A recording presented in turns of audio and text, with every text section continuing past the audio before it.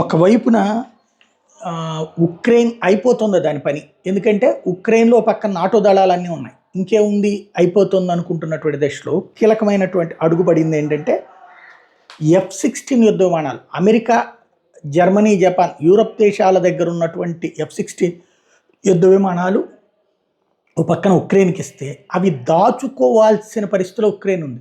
అంటే మొత్తం రష్యా చేతుల్లోకి వెళ్ళిపోతుందా?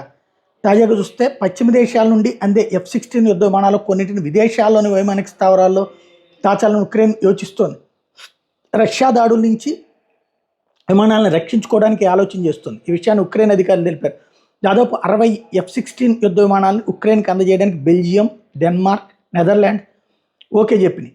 వీటిని ప్రస్తుతం నడపడం మీద ఉక్రెయిన్ పైలట్లు శిక్షణ పొందుతున్నారు. ఏడాది చివరిలో ఈ జెట్ల సరఫరా మొదలయ్యే అవకాశం ఉంది.